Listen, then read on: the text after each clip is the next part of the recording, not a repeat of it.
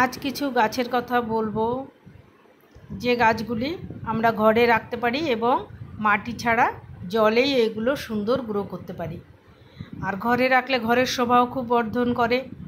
Drawing room, dining room, জানলায় এগুলো রাখতে পারেন। কাচের জার হলে খুব ভালো হয়।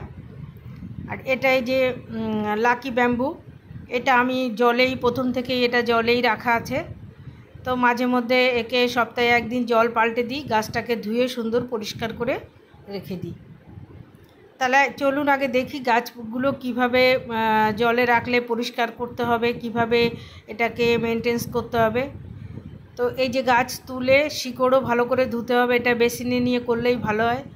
আমার এখানে বেসিন নেই, তাই এখানেই দেখাচ্ছি আমি। তো ভালোভাবে এইভাবে পাতা সমেত গাছের গোড়া পুরোপুরি ধুয়ে আবার জল পাল্টে পাথরগুলোকেও সুন্দরভাবে ধুয়ে তারপরে জল দিয়ে আবার রেখে দিতে হবে। এইভাবে প্রত্যেক সপ্তাহে অবশ্যই জল পাল্টাতে হবে। আর যদি কোনো শিকড় পচে যায় বা গাছের পাতা পচে যায় সেগুলোকে ফেলে দিতে হবে। এইভাবে গাছ রাখলে গাছ খুব গ্রোথ হবে। আর গাছের পাতায় মাঝে মধ্যে পুরো জলে ভিজিয়ে দিতে হবে, যার জন্য গাছের পাতাগুলো সতেজ তরতাজা থাকবে। তো এইভাবে গাছগুলো ভালো করে ধুয়ে আবার সেভাবে রেখে পাথরগুলো ভালো করে খুব ভালো করে ধুয়ে জারটাও ভালো করে ধুতে হবে। তো আমি তো এগুলো আজকে সবই করেছি ভিডিও করব বলে, তাও দুটো একটা গাছ আপনাদের দেখাচ্ছি। এইভাবে করতে পারেন। আর এটা বেসিনে নিয়ে করলে ভালো হয়, আগেই বললাম। তো এইভাবে গাছগুলোকে মেনটেন্স করতে হবে। আর ঘরে রাখলে খুব সুন্দর লাগে দেখতে।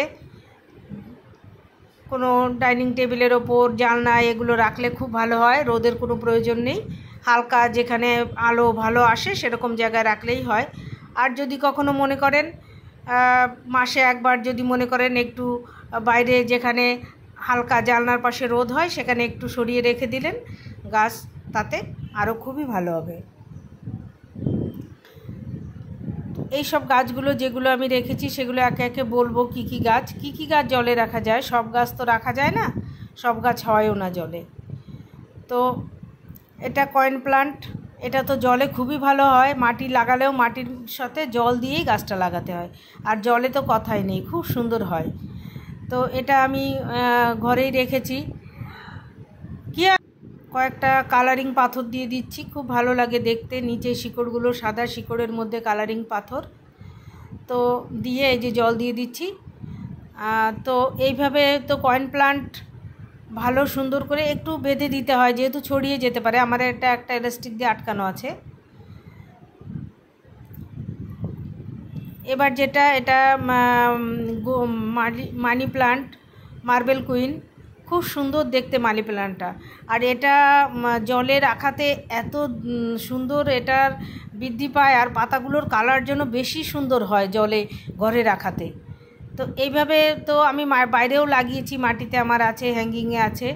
তো এইগুলোকে আমি ঘরেই রেখেছি। মেনটেন্স যে খুব বেশি করতে হয় তা কিন্তু না, 7 দিনে না পারেন 10 দিনে একদিনে জল পাল্টালেও হয়। কিন্তু জল পাল্টে পাথর ধুয়ে জারটাও ধুয়ে দিতে হবে, এটা খেয়াল রাখতে হবে। আর জল কমে গেলে 2-3 দিনেই একটু একটু করে জল দিতে হয়, কারণ খুব দ্রুত জল কিন্তু গাছের জল টানে। এনজেপোথস, এটা খুব কম বাড়ে, খুব ধীর গতিতে, কিন্তু দেখতে খুব সুন্দর।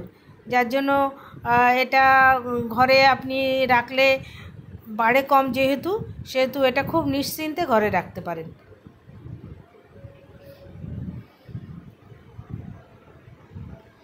নেক্সট যে গাছটা বলবো অ্যাগ্লোনিমা, এটাও জলে খুব সুন্দর হয়। এই যে আমি কদিন আগে জলে রেখেছি, খুব নতুন নতুন শিকড় বেরিয়েছে, সাদা একটা পাতাও বেরিয়েছে দেখলাম। পাতাটা এখনও কালার হয়নি, সাদা মানে সাদা মতো কালার বেরোচ্ছে।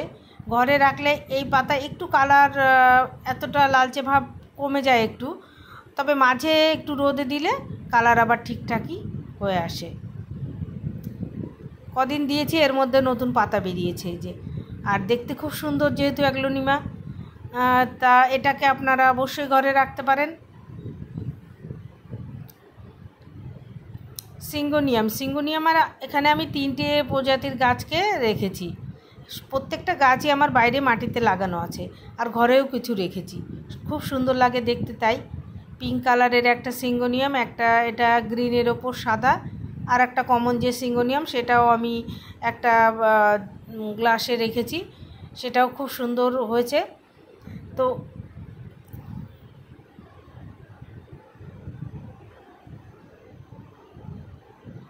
আরও অনেক গাছ আমি রেখেছি যেগুলো একসাথে এত অনেক বড় ভিডিও হয়ে যায়, তাই রাখা করিনি।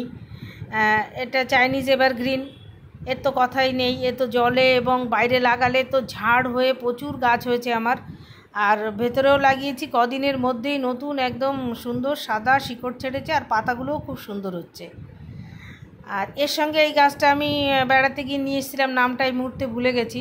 এটা শিকড় ছিল না, তো আমি ভাবলাম জলে দিয়ে দেখি কী হয়। তো জলে দিয়ে দেখলাম সুন্দর শিকড় বেরিয়েছে, তাই এটাকে আমি জলেই রেখে দিয়েছি আর একটা মাটিতে লাগিয়ে দিয়েছি।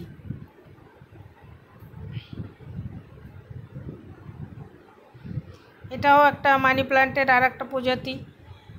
মানি প্ল্যান্ট, যে কোনো মানি প্ল্যান্ট আপনি জলে গ্রো করতে পারবেন, আর দেখতেও খুব সুন্দর লাগে। ভ্যারাইটিস রকমের মানি প্ল্যান্ট আছে আমার কাছে, 4-5 রকম আছে, তার মধ্যে 3 রকম আমি এই জলেও লাগিয়েছি, বাইরেও লাগানো আছে। তো এই গাছটাও ভালোই বৃদ্ধি পায়, সুন্দর ডগা ছেড়ে লম্বা, পাতাগুলো এত সুন্দর দেখতে। তো এটারও 2টো ডাল এনে আমি এখানে ঘরের মধ্যে রেখেছি। পাথর দিলে সুন্দর লাগে, আর গাছের শিকড়টাও বেশ ভালো একটা সাপোর্ট পায় বাড়তে, যার জন্য পাথর দিলে ভালো হয়। যদি থাকে দিতে পারেন, এগুলো বেশি দাম না। আমি এই রঙিন পাথরগুলো 40 টাকা করে কিনে এনেছি। এটাও সিঙ্গোনিয়ামের আর একটা প্রজাতি। কালারিং পাথর 40 টাকা করে কিলো নিয়েছে, আর সাদা বড় পাথর ওগুলো বোধহয় 80 টাকা করে নিয়েছে। আর যে জারগুলো, যে পটগুলো ব্যবহার করছি সব তো গ্লাস আর বিভিন্ন বোতল যা ছিল ওইসবই, নতুন করে আর কিছু কেনা হয়নি। এর মধ্যেই আমি রেখে দিয়ে আমার টেবিলে জানলায় রেখে দিই এগুলো।